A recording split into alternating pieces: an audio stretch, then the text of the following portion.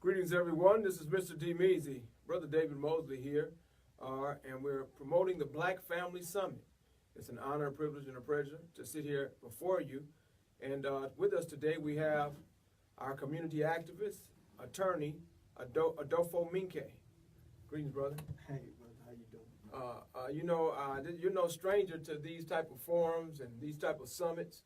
I just want you to just give us, what do you feel about this 5th annual Black Family Summit, and I know you're honored to play a role, but let me hear it from your mouth. Right. I think what I know of it, I think it's a great endeavor. I feel like we always have to be engaged in discussion about the issues of the day that impact our people, especially our families and our communities. We have to be constantly engaged in critical analysis and critique of the overall system and how we're going to get ourselves out of this situation. So I think it's a great event to have to that end. That's right. You know, one of the things that I love about the work that Mississippi Family for Kids, who's the primary sponsor of this event, I love the work that they do because they don't wait till just do one event, right? They're not just event oriented. It's actually an ongoing culmination, and this is just one aspect of the Black Family Summit. For instance, today being the 22nd, right now upcoming on May the 25th, at 9 a.m. at the Jackson Medical Mall, they're going to be doing a My Mental Health Matters, where they're dealing with addressing the mental health needs of youth in foster care. You know, now I know that the subject that you're going to be presenting on at the Black Family Summit is going to be profits in prisons. But of course, if we try to remove mental health from that, then of course we're missing the mark, are we not? Right. If you take any piece of this whole, because the thing that we have to start to understand that many times when we piecemeal these issues out, you're dealing with mere symptoms. We have to go to the root, and all of these things are interconnected and interrelated. So if we leave out any piece, we are doing our people and ourselves a disservice, and we're not going to be able to solve the problem. We're going to be going in circles dealing with the symptoms instead of going to the root cause of the issues that hamper us as a people. That's right. You know, I often comment that, you can keep a job, you can get grants and funding long as you want to clean up some fruit and fix some sick leaves, right? But at some point, if you want the fruit to stop being bad and the leaves to stop being sick, then you have to go to the root of the tree, right? And oftentimes when you want to go to the root of the tree, you end up losing your funding. Right. Yeah, that's true. We have to understand that this whole nonprofit industrial complex, it is just another institution that is a part of all of these institutions, like the military industrial complex, the prison industrial complex.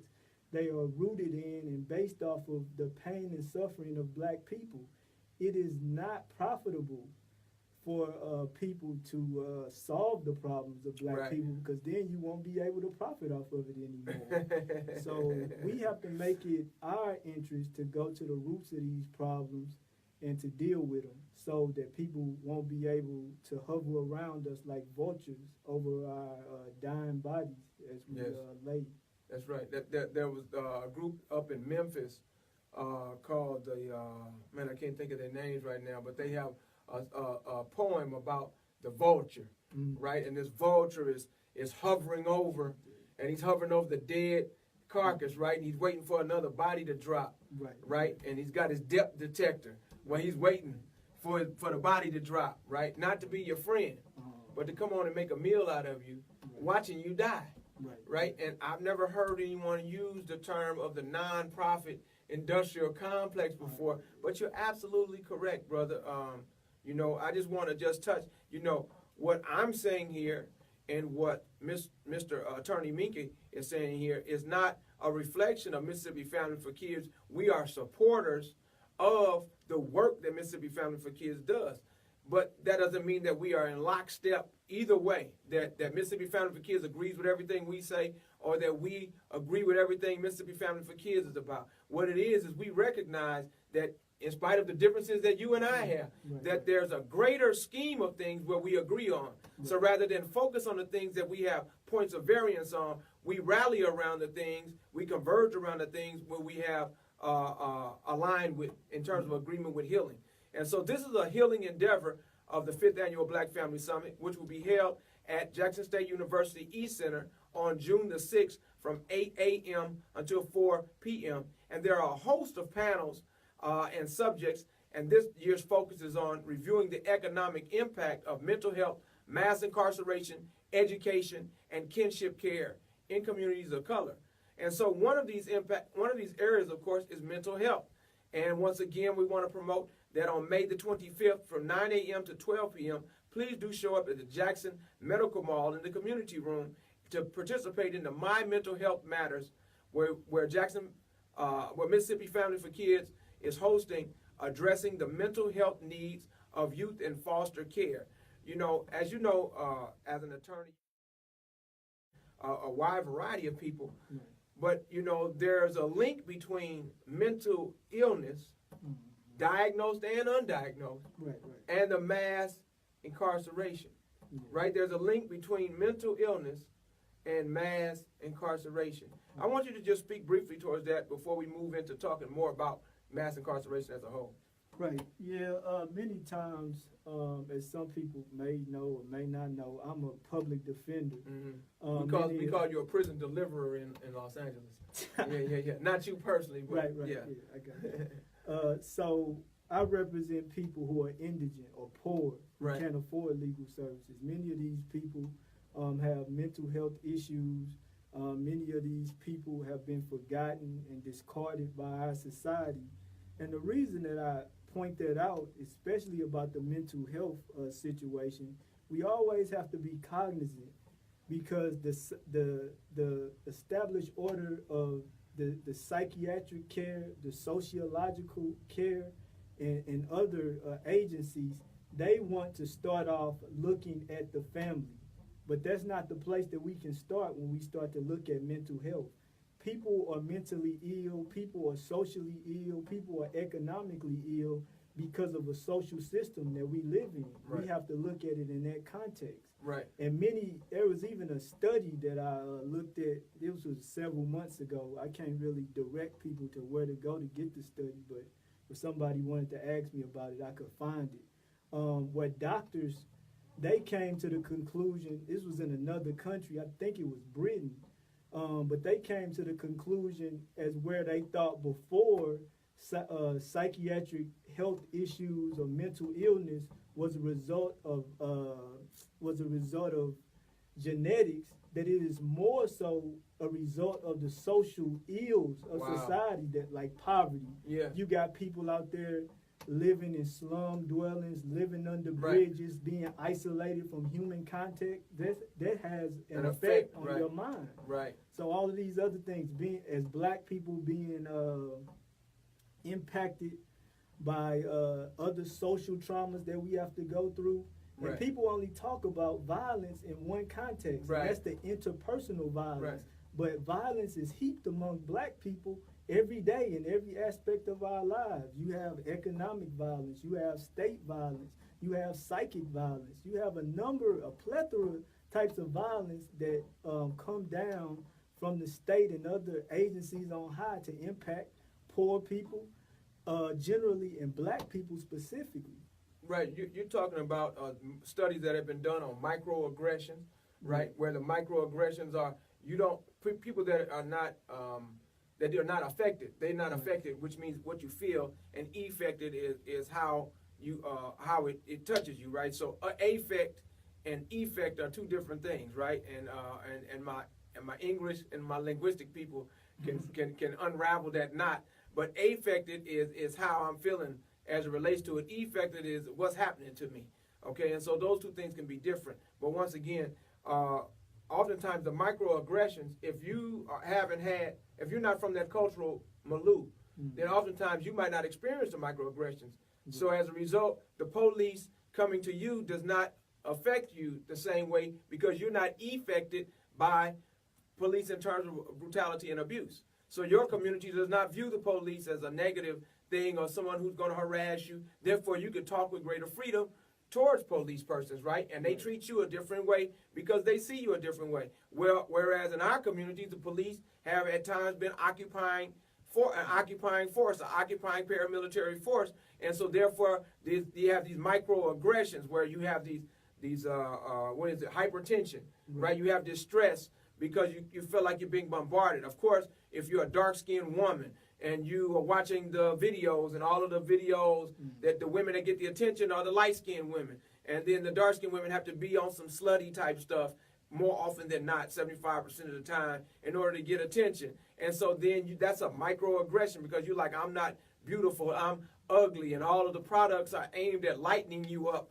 All of the products are aimed at saying that you're not the right skin tone for this type of makeup. And even whether that's true or false, the point is that's not being heaped upon the lighter-skinned people in this global system of white supremacy. And for those of you who are interested in what I just said, because I don't want to do all the talking, but let me just touch on this. Dr. Neely Fuller speaks about, he's the first one to talk about the system of white supremacy in terms of defining it. And he defines white supremacy as a global system which affects the 9 areas of people activity, which is economics, education, entertainment, law, labor, politics, religion, sex, and war. Each one of those areas has institutions within it. And so the institutions within law, the institution within labor, the institution within entertainment, the institution within economics, education, religion, sex, and war, each one of those has separate institutions, and those institutions uphold the system of global white supremacy. Okay, and any one of the institutions which wants to go against the status quo of white is right, yellow you're mellow, brown stick around, black stay the hell back. Okay, any one of these institutions that wants to go against that is attacked by all of the other institutions and is gotten rid of. So that's why you don't see what some people have said we ought to see, right? Why don't the black church be a black liberation church in the 1800s? Why the black church in the early 1900s is not the black liberation church? Why the black church in the 1960s is not the black liberation church? And it's because, from an institutional standpoint, if the nonprofit industrial complex found out that a certain nonprofit wanted to buck the status quo, the rest of it would attack it, right? If the religious industrial complex found out that a certain group within it didn't want to maintain the status quo, then they would all go and attack it. I'm sorry, I'm talking too much. Go ahead. But that's the importance of us establishing our own institutions. That's the importance of us having self-determination to do that. Yes, sir. Because these systems will never solve the problems as we talked about just a few minutes ago. So when we allow these people or when we try to use these institutions and don't change or redefine the direction and purpose and goals and aims of these institutions, we always end up going around in circles, and we always end up in the same spot because these institutions were never defined. We even have to go to the root, even with such thing as the black family. We have to What is that? Right. What is it? What definition of black family are you using, right? So we act as if these definitions, and Dr. Amos Wilson, he dealt with that extensively. So these definitions and these institutions that we've been given, we've never questioned them. And even though they continue to fail us, time after century after century, fail us, we don't question them. And in fact, when people come and ask you to question them, we start to get nervous because that threatens our comfort and the status quo that we've been socialized into. So, but we have to overcome that if we hope to survive this thing, because black people, we have to get out of this idea that we are guaranteed survival. Right. We know that there have been whole groups of people that have been wiped off the planet. That's right. So there's no guarantee that we'll be here. We have fought a valiant fight, and I'm sure that we will continue to fight that fight, but survival is not guaranteed for anybody. That's right. There's no species that exists within this entire universe, this multiverse, this omniverse, which can exist without resisting. And every aspect of creation in this so-called chaos sphere, which is necessary, by the way, for creation, because the order comes from the chaos, it's necessary that you always be in a state or be ready to resist. You have to always be vigilant towards resistance, otherwise you cannot exist. Because the nature of the universe is for the strong to dominate the weak. Okay, and it has nothing to do with human beings. It has to do with how the universe functions. Whether you want to talk about black holes, you want to talk about stars, quasars, what is it called, sparks, quarks, all of them, amoeba, single cell organisms, all of them are in a competitive environment where the strong dominate the weak. And the weak are either have to adapt or they get eliminated. And right now, because of disorganization, because of mass confusion, because of mixed messages, and most importantly, from where we're coming from over dependency upon our oppressors, our competitors, our conquerors. You know, by not questioning these arrangements, then we've put ourselves into a position where 1 in 3 black males is up under some form of contact with the criminal justice system, right? That every 3 black men, black males, as a matter of fact, that you see, every 3, one of them is either on paperwork or coming in or out, has a relationship in or out of the prison industrial complex, okay? And it's expanding now because now you have situations where you got these private probation companies where you can be incarcerated in your home. They put the ankle monitor on you. That's right. You just sitting in the house, but you're still incarcerated. And what we got to understand, and I want to go back before I go forward and address that term you use, microaggression. I really don't like that term. I have an understanding of it and what people mean. I certainly understand what you mean, so I don't mean to try to contradict something. No, it's all right. Because the purpose of this interview is to highlight many of these contradictions, right? Because many times we haven't questioned, and then our egos and our ignorance won't allow a healthy challenge. So please. Just in terms of the term microaggression, I just think that is a sanitized term. What our people undergo it is not necessarily a microaggression. I think it is a overt and virulent attack, a pathological attack that is rooted in a pathological system. These people who rule this system of white domination, who rule the systems and institutions of white domination or white supremacy, these people are pathological. But they try to turn it around on you and I and our people and say that it's something wrong with us. No.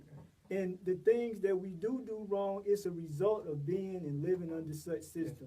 The mental illness, the poverty, the violence, all of that is rooted in the pathology of white people.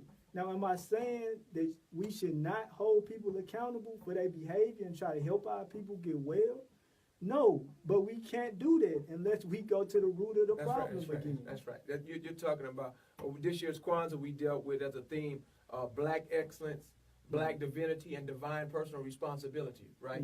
Black excellence is what we should be working to produce wherever we're at, right? Even if we got to work for the Klan, we ought to produce black excellence, right?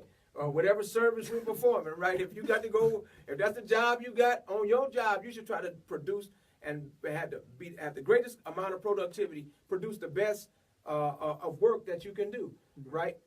Black divinity, which is where you see yourself in the divine and you see the divine in you, regardless of how you come about that. You should see yourself in the divine and the divine in you. As a result, you want to produce excellence, and you also want excellence to come to you.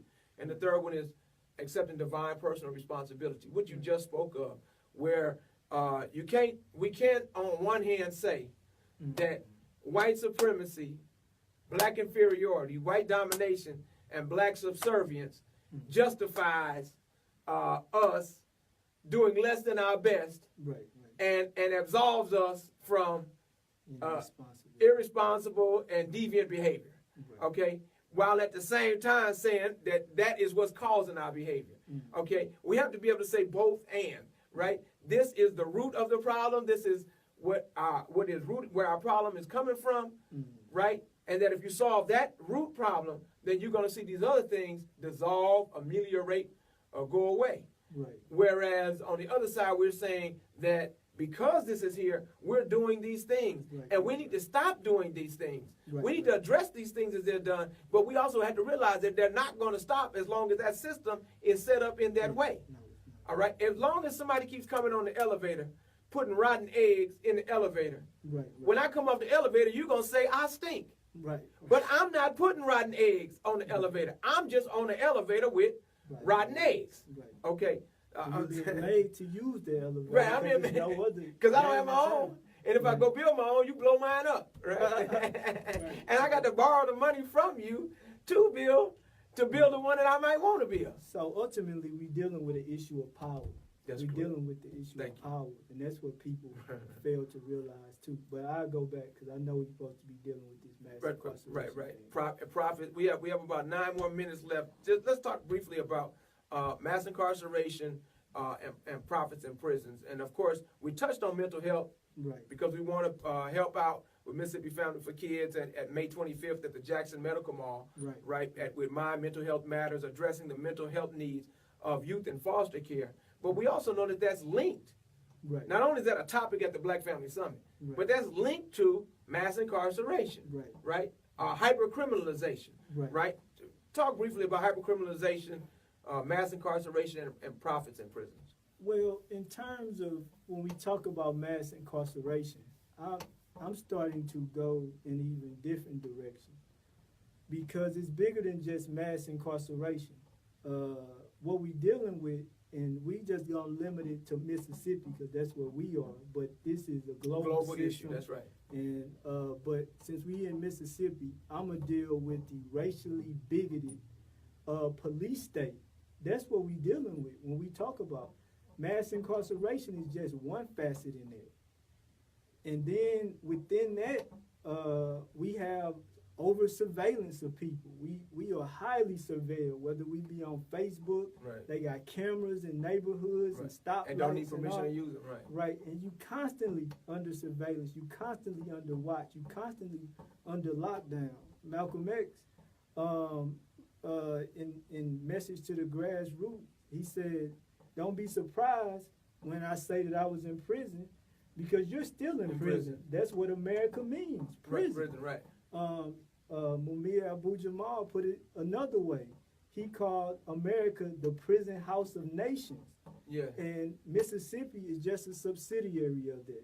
So in talking about the profit aspect of it, we have seen it full scale, outright, blown up with this whole scandal with Christopher Epps and other black people who were.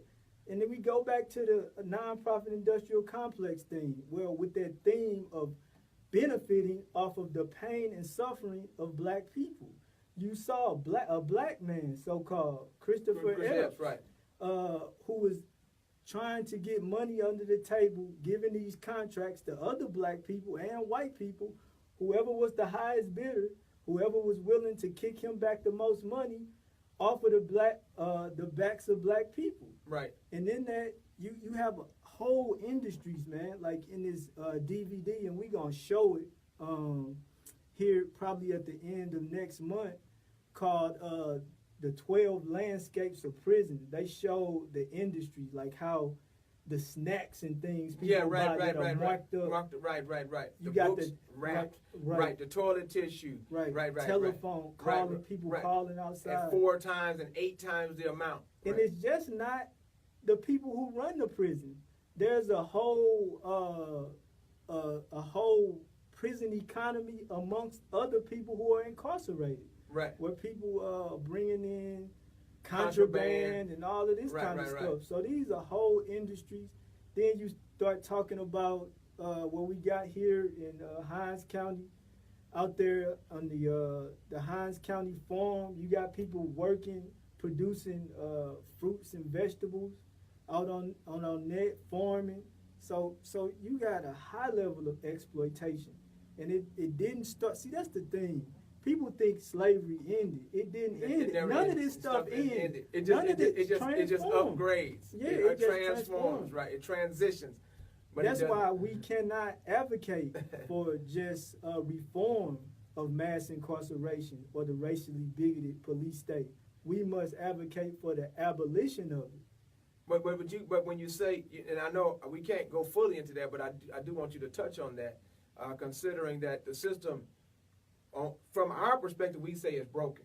Right. But from the perspective of those who actually implement it and set it up, right. it's working very, very well. Right. Right. It's eliminating a threat. If you come from a racialist or a Zionistic perspective, then you think that it's all right to eliminate certain groups of people who you view as a threat to what you see as your way of life. Right. All right. And you know, that's what you say. That's what you say, right? So you would say that system is working well. Yeah, it's right? working just like it was designed to work. From education, all of it. Right, mental health, mass incarceration, and even the resulting kinship care, where grandparents, uncles, and aunties are taking care of the other children. But now the rules are changing, and they're still operating off 1970 rules, 1960 rules. But the social work agency, the psychologists, the psychiatrists, the professors, the teachers are coming with these other rules, talking about medication, giving you stipends for giving extermination drugs to your children without you knowing that that's what's going on. Genocide drugs to your children, right? Then you give it to your children. Now your children are zombified, right? All right, you know, and now you got to raise them, but you can't whoop them, you can't corporal punish them, you can't do this, you can't do that, or we gonna snatch them and take them away, and you can get fined or go to jail. Yeah, all of this stuff is intertwined, and what you just touched on was this, what they call it, the school to prison pipeline. Yes.